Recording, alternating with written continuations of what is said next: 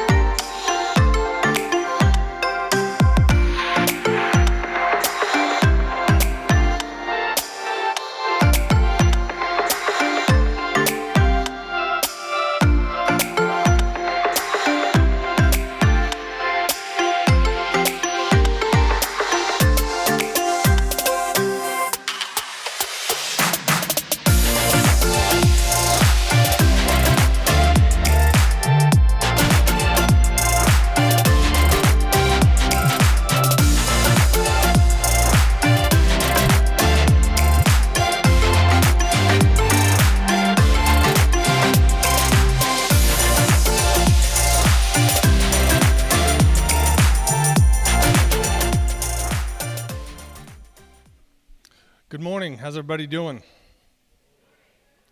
Oh, it's that kind of morning, is it? All right, fair enough. 9 o'clock was a little rough for me too. Let's try it one more time. Good morning. Thank you.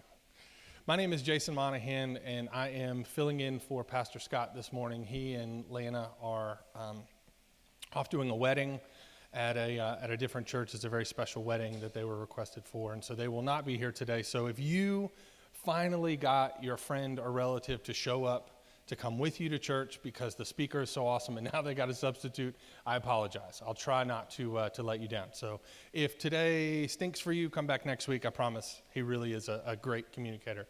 But we are continuing in our series this morning, Fighting with Family. And last week we looked at one of the relationships. We're taking a look at a number of different family relationships, the challenges that we face in those particular relationships, and then key aspects or resources that we have, essential things that we're going to need in those relationships if we want them to be healthy. So last week, Scott looked at the relationship of marriage and the importance of having humility in marriage. And anyone who has been married for longer than a week knows that humility is a necessary thing if you actually want to stay married. If you don't, you're fine. You know everything and that'll be fine. But you might want to go into the conversation of loading the dishwasher with the possibility that he or she might do it differently and just kind of begin that discussion. I can't go into all of that. If you want to listen to it, go back. It was a great message. This morning, we are going to talk about the conflict that arises in the relationship with our parents and the importance of having forgiveness in order to reach some sort of healthy place in those relationships. And I am actually not a good person for this message. I don't have a great relationship with my father. I don't have some great story of forgiveness. In fact, I struggle to this day with forgiving my dad. So in an attempt not to be a hypocrite, I'm going to invite you to go on this journey with me, and maybe we can figure out together how to forgive those of us who have difficult relationships with our parents. In fact, just so that I know who's in the room with me, if you have a wonderful relationship with your parents, if you will, just raise your hand. Okay, wait, put your hands down. How many of you, your parents are in the room with you right now? Okay, you put your hands down. Now let me see again. Who has a wonderful relationship? Proudly raise your hand. The lucky ones. Good. Okay. How many of you wish you had a better relationship with at least one of your parents? Okay, yeah, those hands never go up as high. How many of you, and I'm not going to ask you to raise your hand, but are still at a place where you say, I don't care. I don't want a relationship with my parent. That's a place that I've been for a long time. And I don't want to come across as over-dramatic because no doubt there are some of you out there who have had much worse times than I have growing up. And your parent, your dad or mom did things that are far worse than what I'm going to describe. But this is my journey. And just because you have a deeper wound than me doesn't mean that mine doesn't hurt and doesn't infect me. And the principles that hopefully we can gather together about how to deal with those wounds and move towards health will be universal, even if what you experienced is far worse than what I did. I remember the first time that I was I'll say traumatized, which I know is a trigger word for some people, and especially the older generation. It's been overused and you just kind of want to roll your eyes. But I define trauma as anything that happens to you that actually changes the wiring of your brain in a way that you respond to things differently from that day forward. Whether it was a little thing or a big thing, if your brain noticed that this hurt you so bad that it's going to now look at everyone differently, it's going to treat people differently based on what happened, that's what I call trauma. Wounds. And the first time I really remember my dad handing me one of those, I was 11 years old. We were in my room, and it was a mess. My room is still a mess. And he said, you need to clean up your room. And as 11, my brain was going through growth spurts, and I began to realize that there was separation between my parents and I, that I was my own person with my own room. And so I said, well, Dad, if it's my room, why do I have to clean it? I don't mind if it's this way. And my dad responded the way a lot of dads do. It's not your room. It's my room. It's in my house. And if you want to live here, you operate by my rules. And if you don't like it, you can get out. I remember thinking, like, my dad would kick me out of the house? Like, and he was mad and stormed out. He didn't joke like I just did. That was a reference to an Eddie Murphy thing. You're too young. But it really hurt me. I remember thinking, like, hold on. My dad is like my parent. He loves me. Like, his job is to protect me. Wow, he'd kick me out? And I never forgot that. I remember, I can picture where we were standing in the room. And it hurt me because I remember thinking, like, I thought you were supposed to rely on your dad for everything. Like, he would always be there for you. You can't do anything that would just make him separate the relationship from you. Now, I understand now, after being a dad and growing up, that he was just mad. He lost his temper. He said something he didn't mean. But it still affected me. And then when I was 15 years old, he gave us the speech. You know, just because mommy and daddy don't love each other anymore doesn't mean that we don't love you speech. We're getting a divorce. And I was sitting on the end of the bed. My little brother was right behind me here. My mom was there, and my dad was sitting on the floor with his back up against the wall. I can go back there like it was yesterday. It was the first time I saw my dad cry. And I remember as a kid just thinking, like, I just want you to be okay. Like, I don't care. I didn't understand that. I was 15. I didn't really understand the decision he was making. I just knew that my dad was crying, my mom was upset, and I just wanted everything to be okay. And whatever I did to contribute to this, I would try not to do it. And I just want mommy and daddy to be okay. I didn't really get what was going on. But my life was very different from that moment. My mom got very depressed. My mom's amazing. She's a wonderful mom. She did the best that she could. But the environment wasn't necessarily the greatest. There was a lot of lack of supervision. My dad got to play the fun dad that we just visited on the weekend. And my mom dealt with everything else. And over the years, I remember when they were going through the process of divorce, when the big, thick manila envelope showed up, the dishes needed to be done and I needed to disappear because mom was going to do a lot of cussing and yelling, crying. When she got the new 14th version of the agreement anyway. But I never blamed my dad when I was a kid. It wasn't until I became an adult and got married myself that I kind of went back in time and reprocessed everything that happened to me, and my view was different.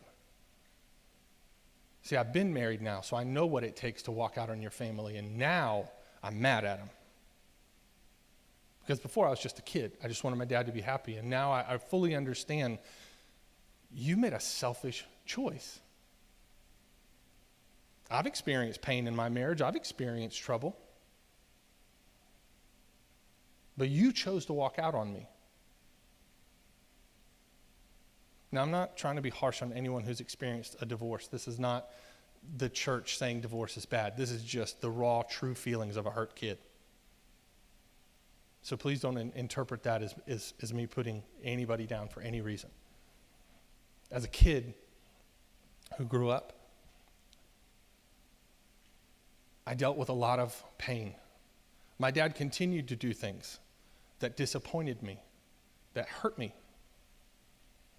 At my wedding, I remember my dad called me outside right before the service, and I thought, oh, I'm gonna get like, the fatherly advice. And he said, hey, I just wanted to let you know, I'm not gonna take any pictures with your mom. Make sure that doesn't even come up. I was getting ready to walk down the aisle, and I just remember being like, are you serious? You're worried about yourself right now? This is... No. He's seen my son maybe 3 or 4 times in his entire life.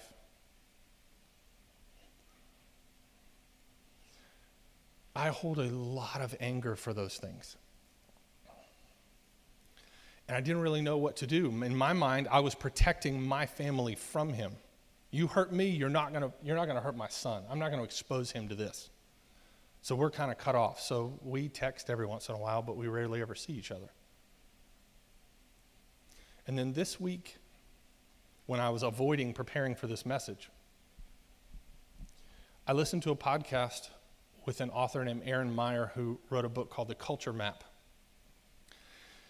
And she's a business consultant that works with huge companies like Netflix and Apple and she basically helps them when, say, Netflix opens up another division in Japan. She teaches them about the differences in the culture. You can't lead a company in Japan the same way you do in the United States. The culture is completely different. They have a completely different set of rules that they operate by, and you have to know that if you actually want to have a healthy business. She tells a story one time of a speech that she gave in Japan, and she gave this speech. When she finished, she asked the crowd, she said, does anybody have any questions? And she waited for a few minutes, and nobody raised their hand, so she sat down. And then her counterpart got up and asked again and said, a little reiteration, and said, does anybody have any questions? And then he just waited. And after a couple of minutes, he called on 2 or 3 different people that all had really great questions. They were insightful, and it really changed the whole tone of it. And afterwards, she asked him, she said, how did you know how to call on those people? And he said, I looked for the people with bright eyes. That's the way he put it. In their culture, they don't raise their hand. In their culture, when the speech is over, if you ask about questions, the majority of people were looking down and away. There was only a few people that were actually looking right at the speaker. And that's how he knew to call on them. It was just a different set of rules. It was completely different. But she thought they obviously didn't engage in this, or they didn't have any questions. It could have been a huge misunderstanding. In another illustration she gave, she was in a conference with a French business owner who was opening up a business in Japan, and she had a counterpart that was an expert in both languages, and she goes through and she teaches these 8 principles, these 8 key points that are completely different, that you have to learn about the differences of dealing with a business in Denmark versus Japan versus Germany versus the United States. And her counterpart in Japan, his job was to study and come to the meeting with real life illustrations and examples to explain and reiterate her point. So she's going through and she's teaching this French business owner about her principles. At the end of each business or principle, she would look to her Japanese counterpart for him to speak up and give the illustration, and he just sat there silently. And so she, frustrated, went on to the next point, and she thought maybe he didn't prepare. Maybe he didn't, do anything. He doesn't have any confidence. Maybe he's super shy. What is going on here? So after the next point, she looked to him. He had nothing to say. She said, did I communicate wrong? Did I do something the night before? Was I not clear? So she kept going, and she explained, and she finally just went through all of them. And she was like, I don't care anymore. I don't know what his problem is. And then at the very end, she thought, well, I don't care if he prepared or not. If this humiliates him, then fine. I'm frustrated. And she looked at him and she said, do you have anything to offer? And he said, well, yes, thank you. And he offered beautiful illustrations for every point, just like she had asked him to. But in his culture, he needed to be invited into it. You don't just speak up when the boss is speaking. She didn't understand that. She made these huge mistakes. And you might be asking, well, what the heck does this have to do with dealing with our parents? Well, after listening to that, it finally hit me. My dad comes from one of these different worlds. And he's not from Japan. But he was born in 1945 in Philadelphia. I was born in 1976 in Virginia Beach. Those are completely different worlds. His dad, who taught him how to be a father, was born in 1912. You don't think he learned some different rules growing up in the Great Depression as an 11-year-old than I did worrying about cleaning my room? It finally hit me. I'm holding him accountable to these rules that he doesn't even understand.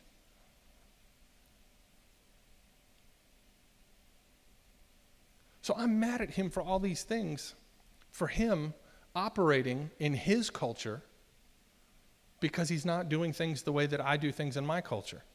My dad, when I was 25 years old, I met Jesus. I became a part of this incredible church. I have an amazing family that pours into me and helps me and has completely changed my perspective. He doesn't have that.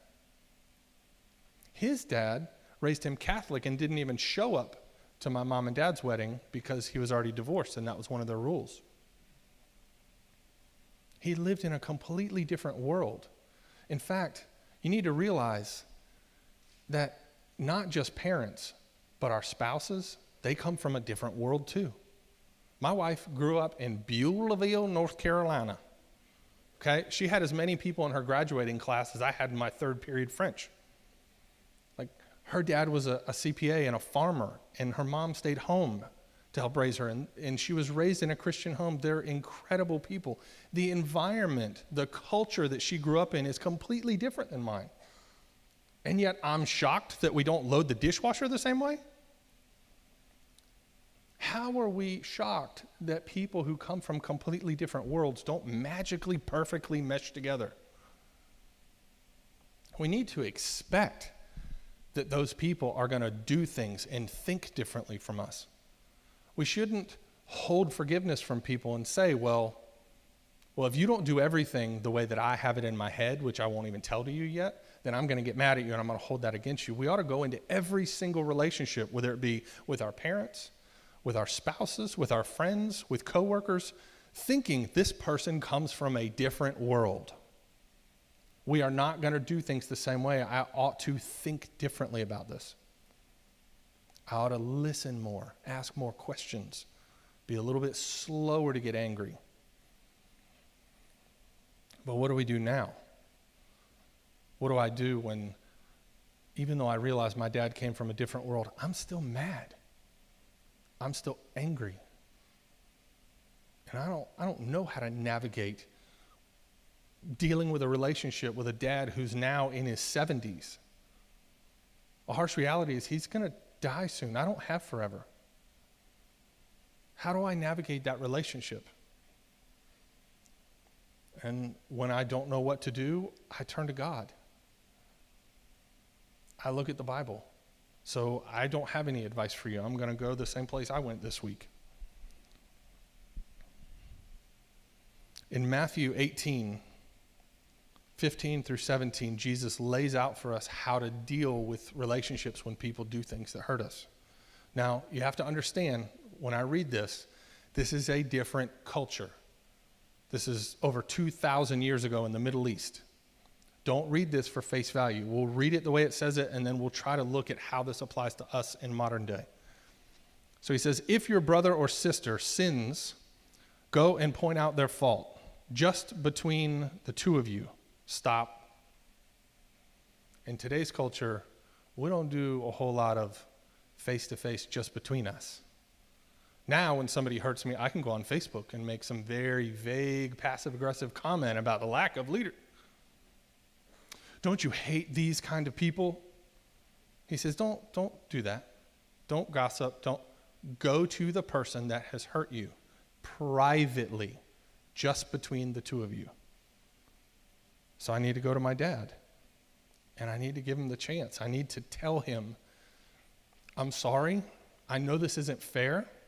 I know you grew up in a different world, but this is how I feel. And at least give him the opportunity to respond to that. I don't know how he'll respond because I've never really given him the chance. I've held this anger secretly for a long time. And it says if they listen to you, then you've won them over. But If they will not listen, take one or two others along so that every matter may be established by the testimony of 2 or 3 witnesses. Again, it doesn't mean that after that I go and take 2 people and go, I said this to my dad and this is what that's not. In today's context, I think really what it's saying is you need to go find 1 or 2 people that you actually trust and get their perspective on this. Bring in outside people because you are too much in your own head, your own feelings. A lot of times when you're hurt, all you can see is the pain. You can't really look at this objectively. Bring some people in. And in my opinion, I like to talk to older people. They've just been around longer. They know more, even without the internet. And say, this is how I feel. This is what I said to my dad, and this is what he said back to me. He said, pull up your bootstraps. Quit being a wuss. You think I went to therapy with my dad? I don't know. I'm not saying he said that, but I can share that with somebody who has an outside perspective, who's not completely overwhelmed by the emotion and can actually think and maybe give me some good advice as to what to do. Let's see. If they still refuse to listen, tell it to the church. And if they refuse to listen, even to the church, treat them as you would a pagan or a tax collector. Now again, it doesn't mean I'm going to go get my dad and bring him up here and be like, hey guys, guess what he said? I think if we look at what the church was back then, it was a very small community. These are people who lived, they didn't drive across town to a big building to go to church. The church to them was the people in their community. The people who knew them, knew both parties, knew what their roles were, knew their personalities. Bring in that community. So if you have a small group that knows you, or in my case, when I'm dealing with my dad, I should probably go and get my brothers. Maybe if we all 3 sit down, if my dad responds hard-heartedly and doesn't want to hear it, then maybe if we all go, it can be a different conversation. And before you read too much into treat them as a tax collector or a pagan, remember how Jesus treated the pagans and the tax collectors. He's not saying if they don't listen at this point, treat them like garbage. What he's saying is stop holding them accountable to your cultural rules. Treat them as a person outside of the church who doesn't even know the rules. Love them, forgive them, sacrifice for them. But stop expecting them to understand the way you do things and hoping that they will be the person you think they should be. Let go of that.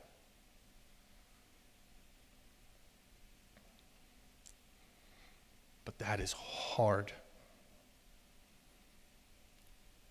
I don't know if I can do it.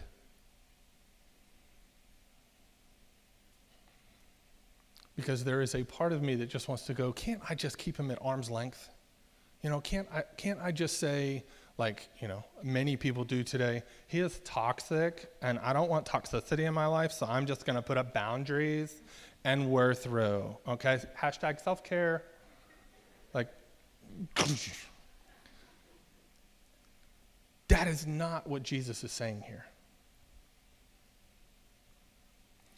Jesus commands us to forgive. He doesn't say, if you're my followers, here's some advice. I think it's a really good idea. If you're a super Christian, put the cherry on top. He says, in fact, this is one of the scariest scriptures in the Bible. Farther down in the same passage, he says, if you choose to forgive those who sin against you, then my Father will forgive you. But if you do not choose to forgive those, then my Father also will not forgive you. What? That's some of the strongest language in the entire Bible. The whole thing that Jesus came was so that we can be forgiven and our relationship would be restored with God. So what the heck does that mean? He's not saying that if you have an issue with your dad, then you're not going to heaven. Which, if you still think Christianity is all about getting into heaven, then you haven't been here very long. Keep listening. What he's saying is, these are all my kids. I love you all. You can't say you love me and yet you hate my son or my daughter. It doesn't work that way. The hatred and the anger that you hold on to is going to affect our relationship. In fact, that's finally what I've come to realize. Choosing not to forgive is saying, I want to hold on to this anger to protect me from you. But there are side effects to doing that. There's a great quote that Scott gave in one of his previous messages that says, if you don't heal from what hurt you, you will bleed on those who didn't cut you.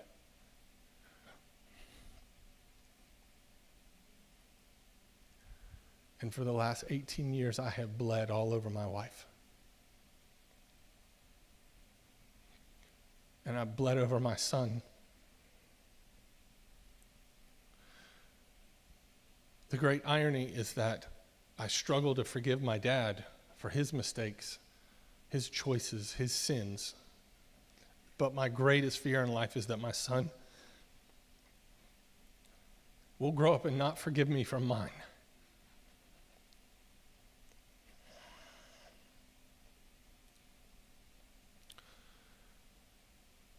So, I have no choice. I have to forgive. I don't want to ruin the relationships in my life. There's a reason that God commands us to forgive. It's not to let the other person off the hook. It's for us.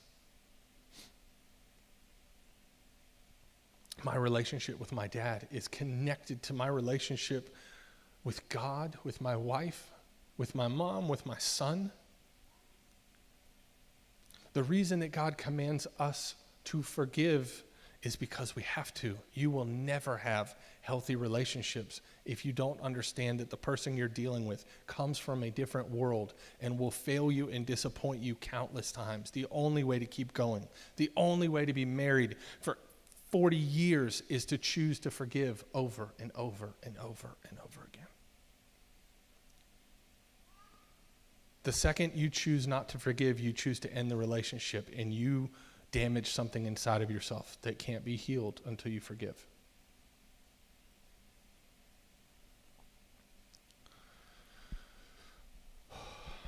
So, I got a phone call to make this week. Maybe you do too. Rely on your church, rely on your family, rely on the people. That's why we create small groups.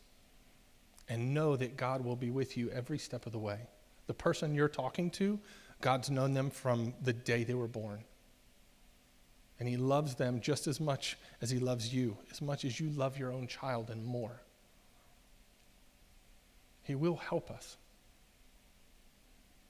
But this is a backbone of his community, is forgiveness in relationships. So let's see what happens. Pray with me.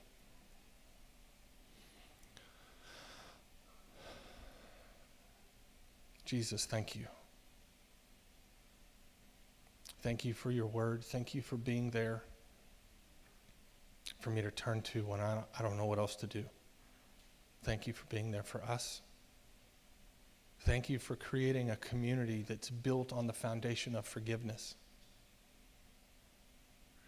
so that we can experience what real love is. You command us to love and to forgive each other. Help us to have the courage to step out and have those difficult conversations, and to put the faith in you, to trust that if we do what you say, that even if things don't go perfect with the other person, that ultimately our lives will be better. We're not doing this because we think they deserve it. We're doing it because we trust you. Thank you for being somebody that we can trust, that we can have faith in. Help us as we try to mend our relationships with our parents or whatever other relationships that we're dealing with. Amen. All right. Thank you for being with us this morning.